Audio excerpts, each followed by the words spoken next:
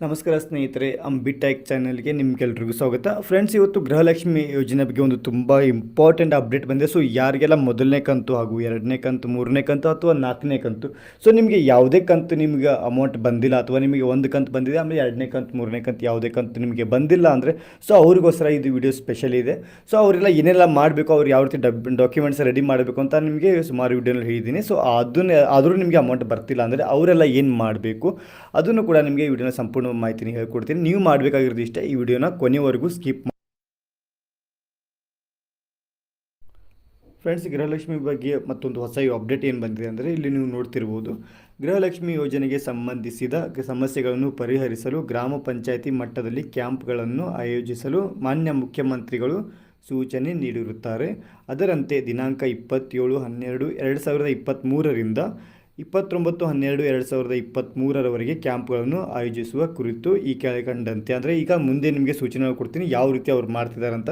So ವಿಡಿಯೋನ skip ಮಾಡಿದೆ ನೋಡಿ. ಸೊ ಯಾರಿಗೆಲ್ಲ ಮೊದಲನೇ ಕಂತು ಬಂದಿಲ್ಲ ಅವರೆಲ್ಲ ಏನು ಮಾಡಬೇಕು, ಅವ್ರಿಗೆ ಯಾವ ರೀತಿ ಪರಿಹಾರನ ಕೊಡ್ತಿದ್ದಾರೆ ಅಂತ ನಿಮಗೆ ವಿಡಿಯೋನಲ್ಲಿ ಸಂಪೂರ್ಣವಾಗಿ ಮಾಹಿತಿ ನಾನು ನಿಮಗೆ ತಿಳಿಸ್ಕೊಡ್ತೀನಿ. ಇಲ್ಲಿ ನೀವು ನೋಡ್ಬೋದು, ಮೊದಲನೇದಾಗಿ ಪ್ರತಿ ಗ್ರಾಮ ಪಂಚಾಯಿತಿಗೆ ಅಭಿವೃದ್ಧಿ ಅಧಿಕಾರಿ ನೇತೃತ್ವದಲ್ಲಿ ಕ್ಯಾಂಪ್ಗಳನ್ನು ಆಯೋಜಿಸತಕ್ಕದ್ದು. ಗೃಹಲಕ್ಷ್ಮಿ ಯೋಜನೆಗೆ ಸಂಬಂಧಿಸಿದ ಎಲ್ಲ ತಾಂತ್ರಿಕ ಮತ್ತು ಬ್ಯಾಂಕ್ ಸಂಬಂಧಿಸಿದ ಸಮಸ್ಯೆಗಳನ್ನು ಈ ಕ್ಯಾಂಪ್ಗಳಲ್ಲಿ ಪರಿಹರಿಸತಕ್ಕದ್ದು. ಮೂರನೇದಾಗಿ, ಸ್ಥಳೀಯ ಬಾಪೂಜಿ ಸೇವಾ ಕೇಂದ್ರದ ಗಣಕಯಂತ್ರ ನಿರ್ವಾಹಕರು, ಅಂಗನವಾಡಿ ಕಾರ್ಯಕರ್ತರು ಮತ್ತು electronic delivery of citizen service ಅಂದರೆ EDCS ತಂಡಗಳು ಈ ಕ್ಯಾಂಪ್ಗಳಲ್ಲಿ ಭಾಗವಹಿಸತಕ್ಕದ್ದು. ನಾಲ್ಕನೇದಾಗಿ, ಇಂಡಿಯಾ ಪೋಸ್ಟ್ ಪೇಮೆಂಟ್ ಬ್ಯಾಂಕ್ನ ಪ್ರತಿನಿಧಿಗಳು ಮತ್ತು ಇತರೆ ಬ್ಯಾಂಕ್ಗಳ ಪ್ರತಿನಿಧಿಗಳು ಈ ಕ್ಯಾಂಪ್ಗಳಲ್ಲಿ ಭಾಗವಹಿಸತಕ್ಕದ್ದು. ಸೊ ಅವರು ಇದರಲ್ಲಿ ಕೂಡ ಭಾಗವಹಿಸಿದ್ದಾರೆ. ಐದನೇದಾಗಿ ನೋಡೋದಾದರೆ, ಕ್ಯಾಂಪ್ಗಳಲ್ಲಿ ಫಲಾನುಭವಿಗಳಿಗೆ ಈ ಕೆಳಕಂಡಂತೆ ಸೌಲಭ್ಯಗಳನ್ನು ಒದಗಿಸತಕ್ಕದ್ದು. ಬ್ಯಾಂಕ್ ಖಾತೆಗಳಿಗೆ ಆಧಾರ್ ಜೋಡಣೆ ಮಾಡುವುದು ಮೊದಲನೇದಾಗಿ. ಆಮೇಲೆ ಹೊಸ ಬ್ಯಾಂಕ್ ಖಾತೆಗಳನ್ನು ತೆರೆಯುವುದು ಮತ್ತು ಆಧಾರ್ ಜೋಡಣೆ ಮಾಡುವುದು. KYC ಅಪ್ಡೇಟ್ ಮಾಡುವುದು.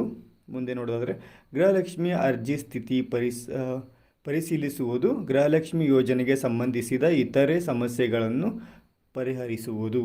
ಮುಂದೆ ಆರನೇದಾಗಿ, ಕ್ಯಾಂಪ್ಗಳನ್ನು ಆಯೋಜಿಸುವ ಕುರಿತು ದಿನಾಂಕ 22/12/2023ರಂದು ಕ್ಯಾಂಪ್ ಆಯೋಜಿಸುವ ಅಧಿಕಾರ ಮತ್ತು ಸಿಬ್ಬಂದಿಗಳಿಗೆ ತರಬೇತಿ, ಅವರಿಗೆ ಕೂಡ ಟ್ರೈನಿಂಗ್ ಕೊಡ್ತಾರೆ, ಆಯೋಜಿಸುತ್ತಾರೆ.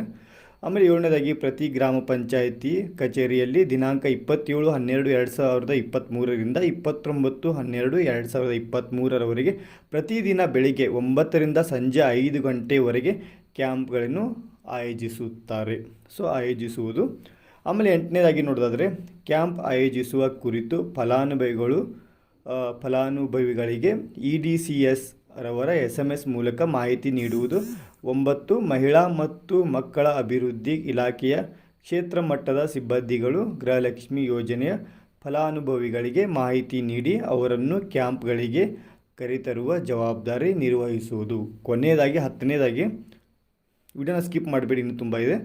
10ನೇದಾಗಿ ನೋಡೋದಾದರೆ, ಕ್ಯಾಂಪ್ ಆಯೋಜಿಸುವ ಕುರಿತು ಜಿಲ್ಲಾ ಪಂಚಾಯಿತಿ ಮುಖ್ಯ ಕಾರ್ಯನಿರ್ವಾಹಕರು, ಅಧಿಕಾರಿಗಳು ಪತ್ರಿಕೆ ಮತ್ತು ಇತರೆ ಮಾಧ್ಯಮಗಳ ಮೂಲಕ ವ್ಯಾಪಕ ಪ್ರಚಾರ ನೀಡತಕ್ಕದ್ದು. ಮೇಲೆ ತಿಳಿದಂತೆ ಗೃಹಲಕ್ಷ್ಮಿ ಯೋಜನೆಗೆ ಸಂಬಂಧಿಸಿದ ಸಮಸ್ಯೆಗಳನ್ನು ಪರಿಹರಿಸಲು ಕ್ಯಾಂಪ್ಗಳನ್ನು ಆಯೋಜಿಸುತ್ತಾರೆ.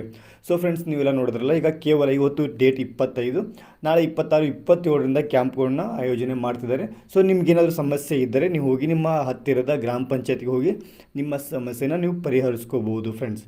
ಸೊ ಫ್ರೆಂಡ್ಸ್, ಇವತ್ತಿನ ಮಾಹಿತಿ ಇಷ್ಟ ಆಗಿತ್ತು. ಈ ಮಾಹಿತಿ ಹೇಳೋಣ ಅಂತ ನಾನು ವಿಡಿಯೋ ಮಾಡಿದೆ.